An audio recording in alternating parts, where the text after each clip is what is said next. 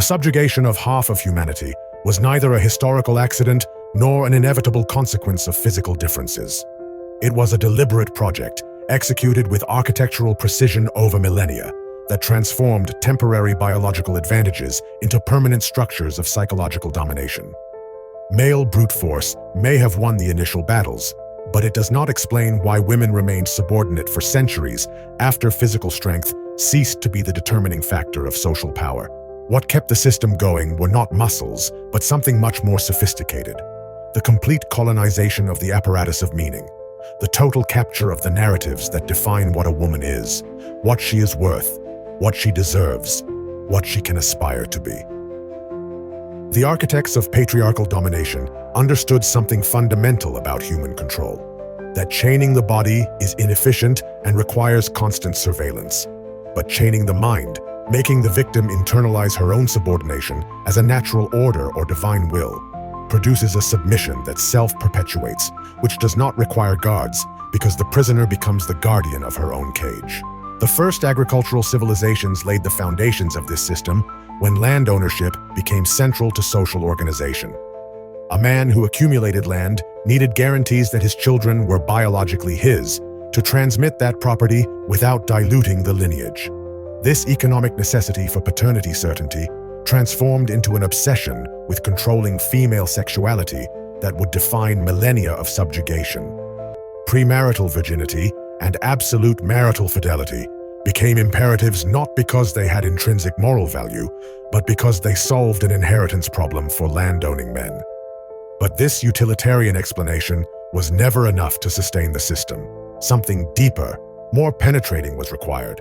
To turn these economic restrictions into sacred mandates, into definitions of what it meant to be a virtuous woman, into the very core of acceptable female identity. A woman who violated these norms was not merely threatening male economic interests. She was transgressing against the cosmic order, against God, against nature itself. The economic restriction had been alchemically transformed into divine law, and that transformation was the true stroke of genius of the patriarchal system. Ancient legal codes, from Hammurabi to the Roman 12 Tables, codified this subjugation with a clarity that is brutally honest today. A woman was not a full legal subject, but a transferable property from father to husband. Her testimony was worth less in court. Her capacity to own property was severely limited or non-existent. Her children did not legally belong to her. If she was raped, the crime was not against her, but against the man who possessed her, her father or husband, whose property had been damaged. This legal frankness about the woman's condition as an object is almost refreshing compared to the elaborate later fictions that claimed subjugation was for the woman's own good, that it was benevolent protection rather than domination. The ancients at least were honest. Women were valuable resources that had to be controlled, like livestock or land, and the laws reflected that reality without romantic embellishments. But laws alone would never have been sufficient to maintain such complete subjugation. Something more insidious was required: the construction of femininity that internalized submission as the supreme virtue. Ancient religions fulfilled this function with extraordinary effectiveness. In virtually every major religious tradition, powerful goddesses were gradually subordinated, replaced, or redefined as consorts of male gods. Priestesses lost authority. Sacred texts were written or reinterpreted to establish hierarchies where the masculine was superior by divine decree. Eve created from Adam's rib, Pandora as punishment to humanity, countless mythic narratives that established women as derived from men, inferior to men, sources of temptation and chaos that had to be controlled by male wisdom. These were not merely stories. They were control technology operating at the deepest level of the psyche, establishing from early childhood that the correct order of the universe was one where men commanded and women obeyed. This education in subordination began the moment a girl could understand language. She was taught that her value lay not in her abilities or intellect, but in her chastity, modesty, and obedience. While her brothers learned to read, calculate, and manage property, she learned to spin, sew, cook, and manage a household. These skills were not useless, but they were deliberately limited to the domestic sphere, designed to prepare her for her only legitimate social role, wife and mother under male authority. Any inclination toward broader learning was discouraged, sometimes actively punished. An educated woman was dangerous because education implied access to knowledge, and knowledge implied the capacity to question, to imagine alternatives, to recognize that the social order that subordinated her was not inevitable, but constructed. The guardians of patriarchy instinctively understood that keeping women ignorant was crucial to maintaining their submission. A woman who had never seen alternatives to her condition, who had never been exposed to ideas of equality or autonomy, would accept her subordination as simply how things are, like gravity or the seasons, as immutable natural facts rather than social decisions that benefited half of the population at the expense of the other half. Marriage in ancient societies was the central mechanism of control, the institution where female subordination was updated daily. It was not a union of equals, but a transfer of ownership, a contract between the father who ceded control over his daughter and the husband who acquired it. The woman herself often had no say in the transaction. She was married to whoever her father considered more advantageous, economically or politically. Her preferences or feelings were irrelevant. And once married, her legal existence merged with that of her husband in most ancient societies. She could not own property separately, sign contracts, testify independently. Absolute sexual submission was expected. The husband had the legal right to physically punish her within certain limits. Her children legally belonged to him. If he died, she often came under the guardianship of an adult son or a male relative, never achieving full autonomy regardless of her age or abilities. This system turned a woman's entire adult life into perpetual subordination to some male authority, creating a reality where female autonomy was literally inconceivable within the existing legal and social structures. This complete lack of legal autonomy was reinforced by restrictions on movement and visibility in public space. In many ancient societies, respectable women did not appear in public without a male companion. In some, they were physically segregated into separate sections of houses, the Greek gynaeceum or the Persian harem, where they spent their lives almost entirely apart from the outside world. When they appeared in public, they had to be veiled or otherwise covered, their bodies declared simultaneously as valuable male property that needed protection from external gazes, and as a dangerous source of temptation that had to be contained. This confinement was not benevolent protection. It was control through isolation. A woman who could not move freely, who could not gather with other women without supervision, who did not have access to the market or the public square where information was exchanged and social networks were formed, that woman was effectively a prisoner. She did not need physical walls because the entire social organization functioned as her prison. Every norm of modesty, every restriction on dress or behavior, every expectation of domestic confinement was an invisible bar in a cage that completely surrounded her. The rare women who reached positions of influence in ancient societies are frequently cited as evidence that patriarchy was not absolute. But a closer examination reveals that even these exceptions reinforced the system more than challenged it. Cleopatra ruled Egypt, but needed alliances with powerful Roman men to maintain her throne. Chinese empresses wielded power, but typically as regents for underage sons, never with authority derived from their own right. Priestesses in some traditions had religious influence, but within systems where ultimate theological authority resided in male priests.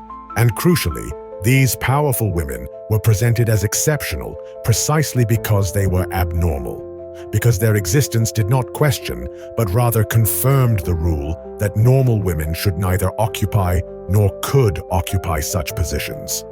Moreover, these women were often despised by historical chroniclers, described as manipulative, as usurpers of authority that properly belonged to men, their achievements attributed to seduction or treason rather than legitimate competence.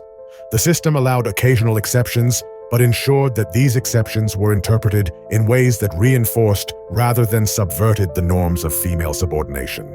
Violence was always the ultimate backing of the system, although under normal conditions it remained latent, an implicit threat rather than a constant reality. A woman who violated the norms of chastity faced consequences ranging from social ostracism to execution. Female adultery was punished with severe draconian measures in virtually all ancient societies, while male adultery was tolerated or barely sanctioned. A woman accused of witchcraft, prostitution, or simply behaving inappropriately independently could be lynched by mobs acting as unofficial arms of the patriarchal order. These explosions of violence, although not daily, were frequent enough to keep all women on alert, aware that too much transgression obviously invited destruction. And crucially, this violence was often carried out not only by men, but by other women who had internalized patriarchal norms so completely that they became their fiercest police. Mothers who mutilated their daughters' genitals to preserve their virginity. Mothers-in-law who abused daughters-in-law to train them in proper submission. Communities of women who ostracized anyone who violated codes of modesty or chastity.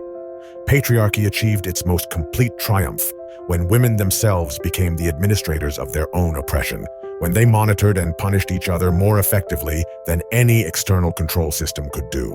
This internalization of oppression as a value was perhaps the most crucial component of the system. It was not enough for women to obey externally.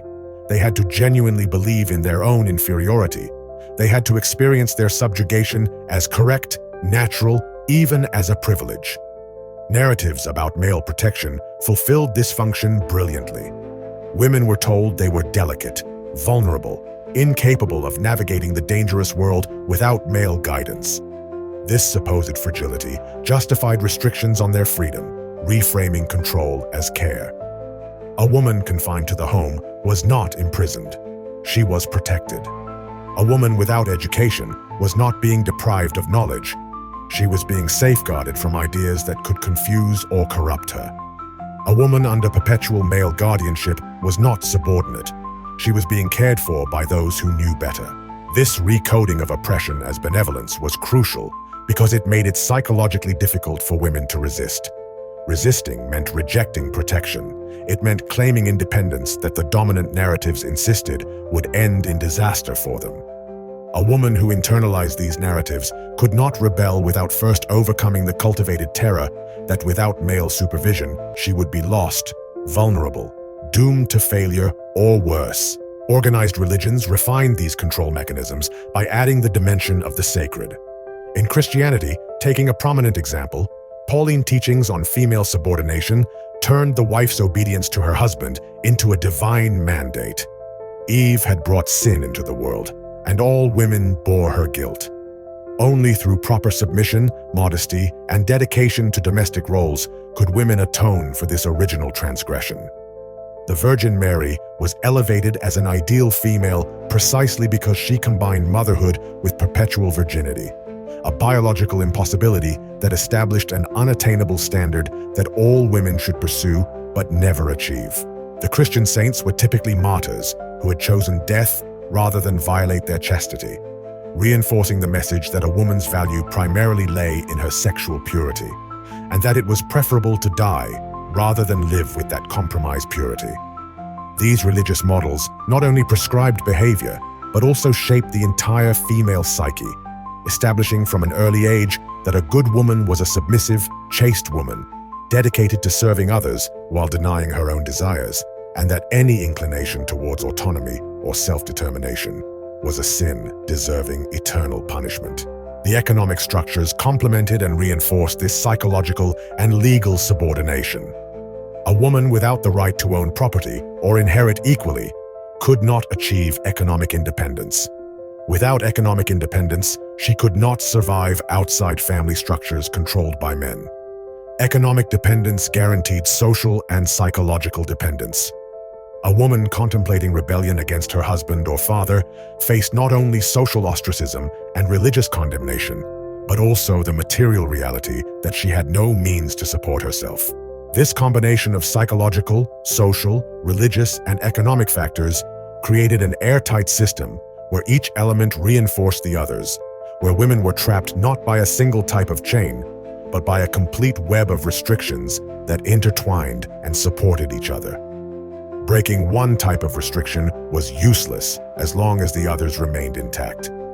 The system was designed precisely for this redundancy, to ensure that escaping required dismantling not just one aspect of oppression, but its entirety, a task that was practically impossible for an individual woman operating within the existing structures. The ancient and medieval philosophers, equipped with the intellectual apparatus that rationalized all this as a natural order, or even as a benefit for women themselves.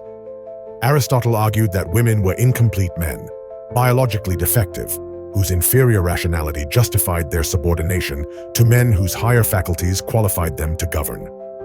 Thomas Aquinas adopted and adapted this doctrine, adding Christian theological authority to the Greek philosophical claims. Confucius established hierarchies where the wife must submit to the husband, the daughter to the father, the widow to the son. These were not marginal cranks, but central thinkers whose ideas formed the intellectual foundations of entire civilizations. Their philosophies did not merely describe female subordination, but prescribed it, justified it, and transformed it from social custom into logical necessity or divine command. And because these men were revered as great sages, their pronouncements on female inferiority carried the weight of revealed truth, becoming axioms that required no proof because they emanated from unquestionable authorities. This male intellectual authority perpetuated itself through the exclusion of women from formal education. An uneducated woman could not produce sophisticated philosophical counterarguments to the doctrines that justified her subordination. She could not write treatises that challenged Aristotle or Paul. She had no access to educational institutions where knowledge was developed and refined.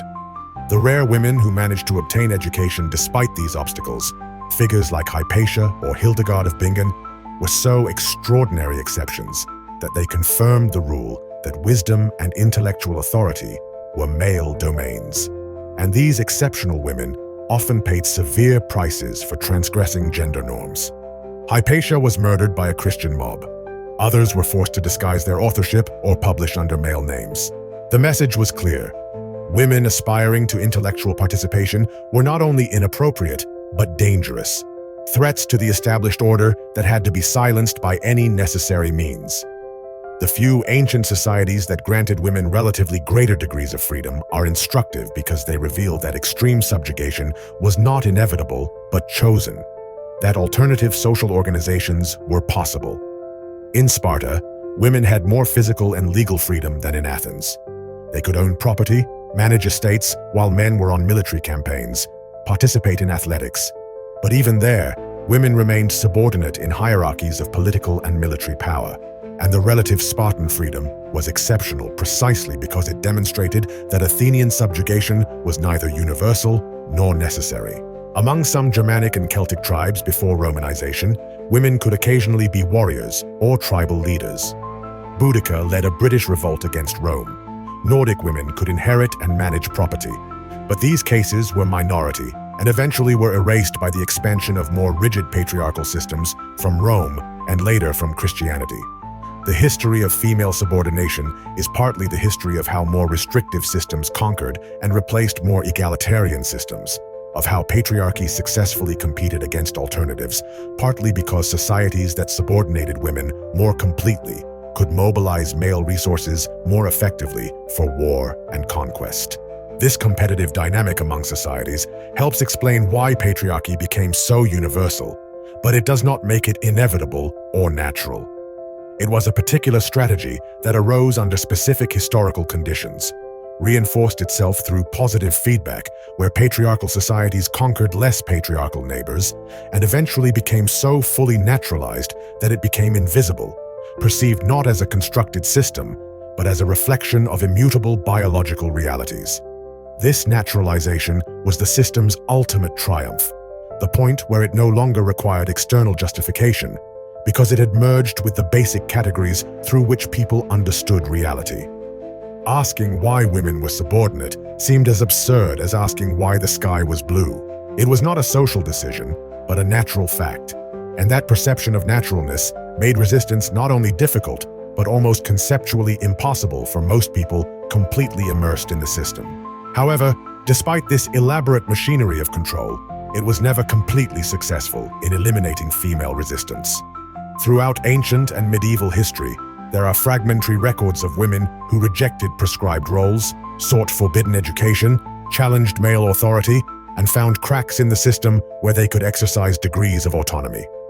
These resistances were typically individual, often crushed, rarely recorded in official histories written by men. But their very existence reveals that conditioning was never totalitarian, that some core of personal autonomy persisted even under the most oppressive conditions, and that the human capacity to recognize injustice and aspire to freedom could not be completely eradicated, no matter how elaborate the systems designed to crush it. These individual resistances rarely changed large systems, but kept alive the possibility of an alternative, transmitted through generations. The dangerous idea that things could be different planted seeds that eventually, under altered historical conditions, would germinate into collective resistance movements. The mechanisms through which female subordination was maintained in ancient societies are not merely interesting historical artifacts. They are templates that inform, often in invisible ways, contemporary structures of gender power.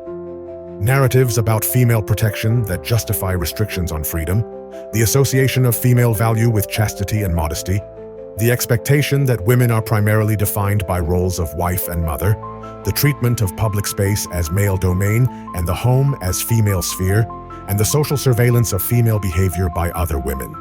All these patterns have deep ancient roots and continue to operate, albeit in modified forms, in many contemporary societies. Recognizing the historical origins of these patterns is not an academic exercise. It is the uncovering of how ancient social constructs continue to shape present realities, how decisions made millennia ago for reasons that no longer apply continue to restrict lives today because they have been so fully naturalized that they become invisible.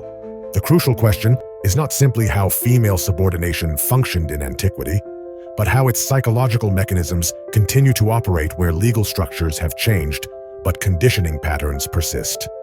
How many women today internalize expectations about their behavior, appearance, aspirations, which are direct echoes of systems designed thousands of years ago to keep them subordinate?